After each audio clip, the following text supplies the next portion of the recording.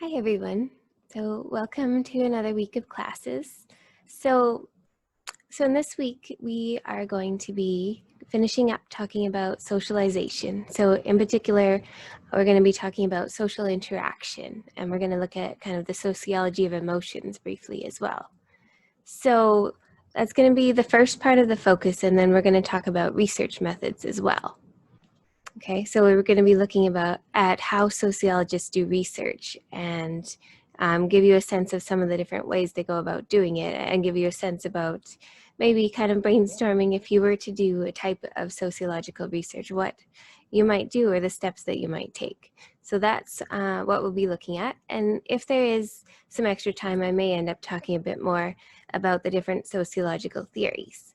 So that's kind of the structure of what we're going to be discussing. I did want to make a quick mention about some of the different assignments and things. So as a reminder, that quiz is coming up for this Wednesday. As well, for the Wednesday Zoom meeting, it's not going to have that regular format. So it's going to be divided, and I made an announcement on your courses you can take a look at. It's going to be divided into 10-second kind of 10-minute segments for each group. So each group can meet with me to discuss their social theory fact sheet. So that's something you can take a look at. I think that was the main things I was wanting to mention. And remember, you have the two options for the journal for this week if you haven't completed that yet. So you can do the regular kind of structure and talk about, you can do kind of a review for the, you can do a review for the quiz, or you can follow the regular structure and talk about socialization. And there's a note about that as well. All right, so let's jump in and start talking a bit more about social interaction and socialization.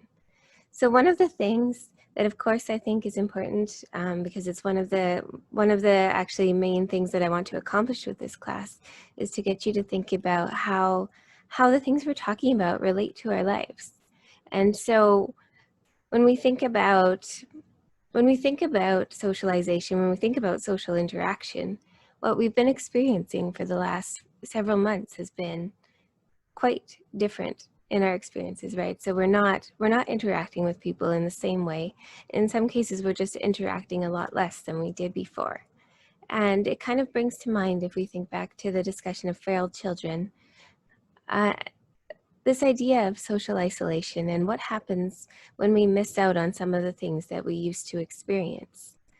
Because one of the points about socialization is it's something that we experience ongoing. It's not just something when we're children, we're socialized. We're also socialized in all the different parts of our life as we get older. So we are all missing certain aspects of that in different ways, or we have been. Some things have changed now, some things are more open than they used to be, but there is that question mark of how things will go into the future too. So it's worth thinking about the way that it affects us as human beings. Are we missing out on these kind of core things that we need to feel like ourselves? And of course, it's going to be different for each of us. Some of us are more oriented to want to be around people all of the time. Some of us are more oriented to just kind of want to be on our own. And it's something I can even see with my own kids, where one of my kids is happy to just be kind of alone at home or around family members the majority of the time. And my other one is quick to run out the door to meet up with friends. And so it affects us in different ways. And it's worth kind of thinking about what are we missing and how is it affecting us on an emotional level? How is it affecting us in terms of changing the way we interact with other people? So that's something to think about, and we'll come back to that as we talk about a bit more about emotions too. And so kind of keep that in the back of your mind as we're talking.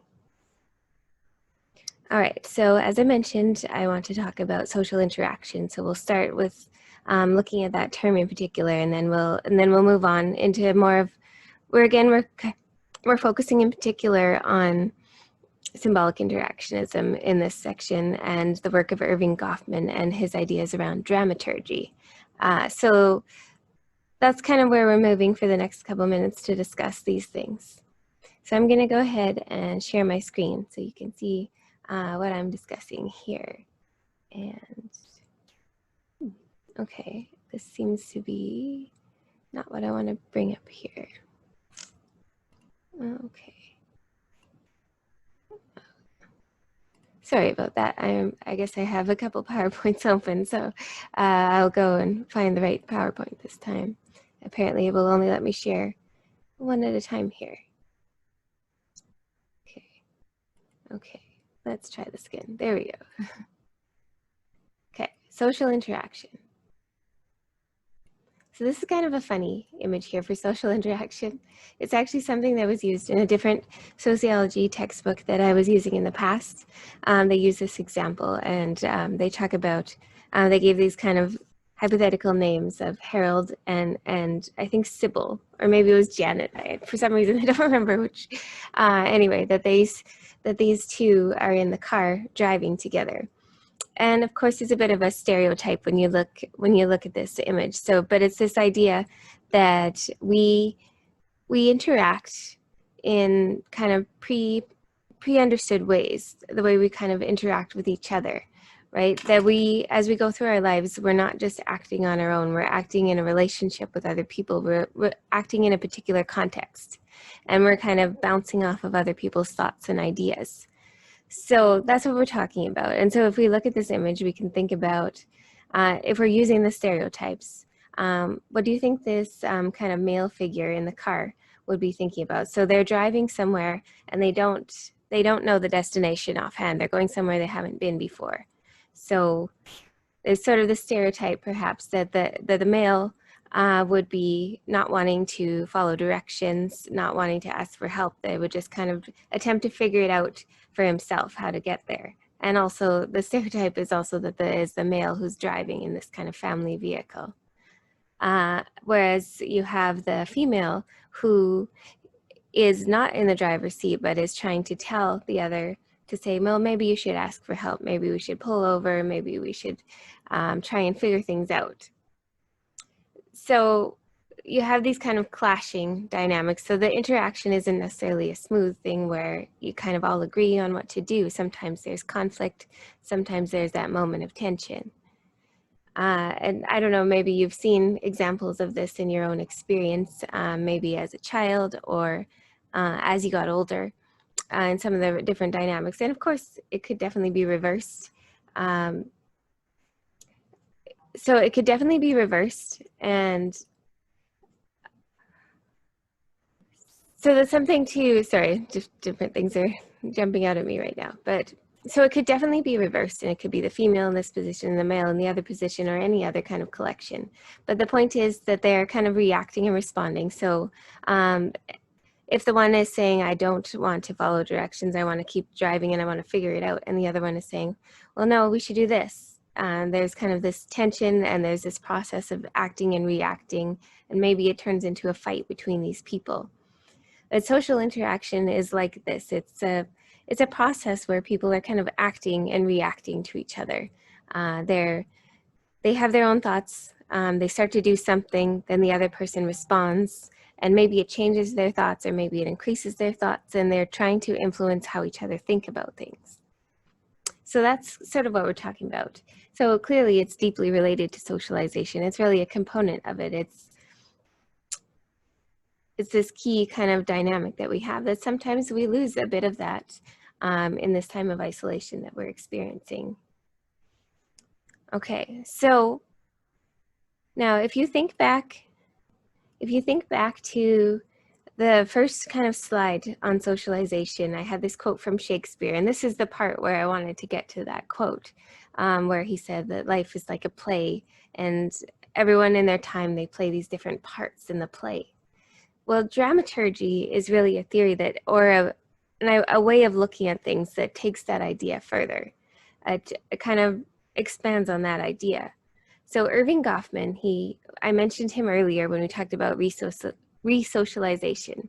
He also developed this idea around dramaturgy, and he said that really social life is a play that we're acting out, that there are all these kind of performances that we put on. And if we think about it, we can actually break it down in a lot of the different ways that people follow plays. So So what are we talking about here? To think about, have you ever felt that you were just kind of acting out a role? That you were doing something, whether you felt like it was what you wanted to do or that you just kind of felt that you should, that it was expected of you because of the position that you were in.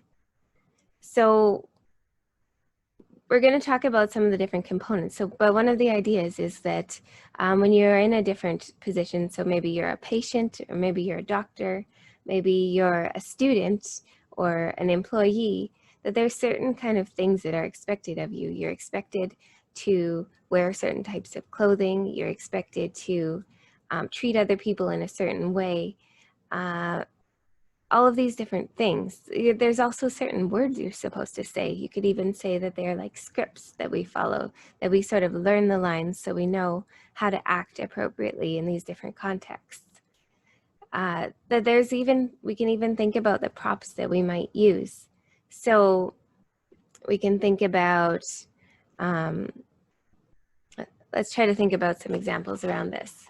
So if you go into the dentist's office and you can kind of see, I think it's particularly a dentist. Yeah, I would say so. In that first image there, that you have these two kind of dentists, and you see that there's all of these different items that they have that you would expect them to have. And of course, they would have that particular chair that you lay back into that they can adjust. That there's the different kind of course, they would wear the masks and things like that, which is more of a thing today that we see even more so. But there are all these different items, and you expect them to use these items in particular ways. But it's more than just that. It's also to think about when you go into a doctor's office, that there's specific kind of things that you go through, and you know that there's certain things that are expected of you. So to imagine you're going to a walk-in clinic, and this, I'm talking about kind of pre-COVID, because I know a lot of things have changed now. But say you go and you drop in to a walk-in clinic because you're not feeling well. You get in there, and it's always set up with these chairs that are kind of in a row, and sometimes you have to take a number, and you don't get to see the doctor right away. You have the person at the front who's kind of a gatekeeper, and they you fill in your information with them, and you don't get to go directly to see the doctor. The doctor kind of keeps you waiting, right, until that moment where you're brought in. And there's all these different kind of things that you act out. You have a certain idea of where you're supposed to sit, where they're supposed to sit, the different things you expect them to ask you.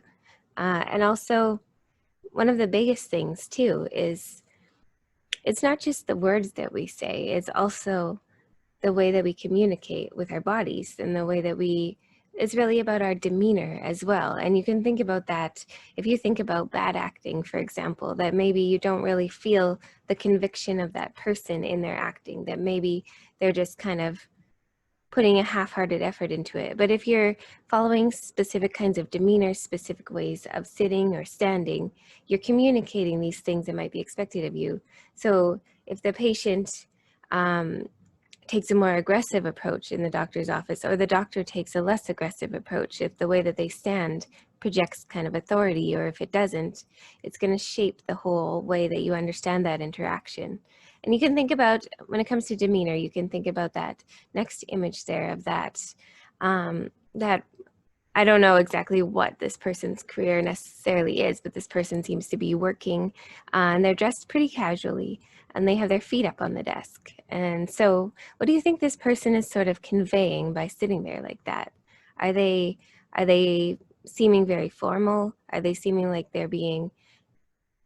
are they trying to project a different thing, a sense of maybe confidence or a casual kind of behavior? To think about things like that. Or even this child here. So this child, and this is a little strange to think of today as well. This is an older image that I'd had in here before, and I still think it's interesting to think about. But it says how to appear genuinely unwell. And this actually goes into this whole theory that actually fits more with a structural functionalist approach, where they talk about how there's a sick role that people follow, that there's certain ways of acting sick. But it kind of fits in with this discussion too. Right? So the child is trying to appear sick. So what are they doing?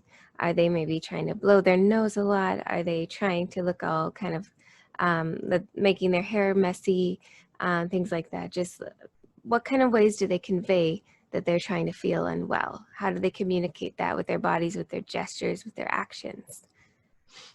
Another thing that we can think about is how these kind of micro looks at our lives, they can also reveal things about gender and race, these kind of bigger issues. So to think about maybe in a boardroom setting, are there specific ways that a female might be expected to behave in a boardroom versus a male? Are there certain, so one of the points is that that women tend to speak a little bit less in these boardroom settings, and that they're more likely to laugh at male jokes that are made in this setting and things like that. That there's been studies where they look at these kinds of things, these kinds of dynamics. So these are the kind of things that we can think about, the different ways that people present themselves and this process of interaction.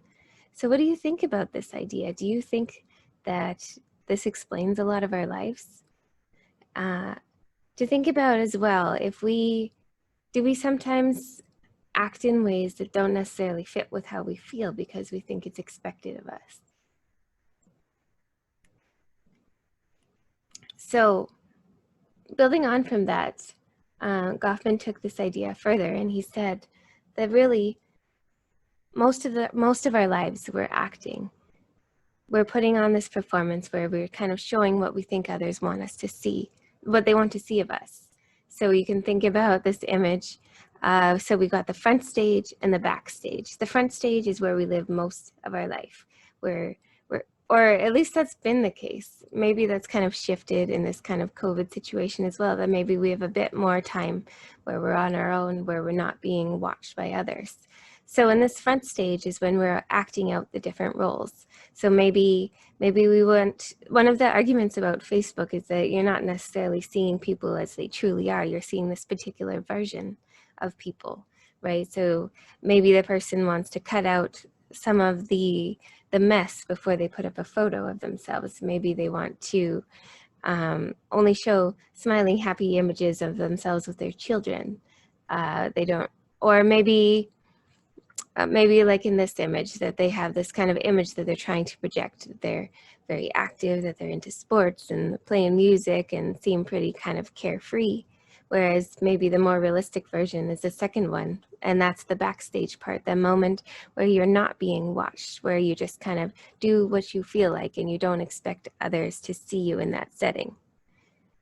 So in this case, the person is kind of just chilling in the chair, maybe having some drinks, eating some snacks, and not really doing much.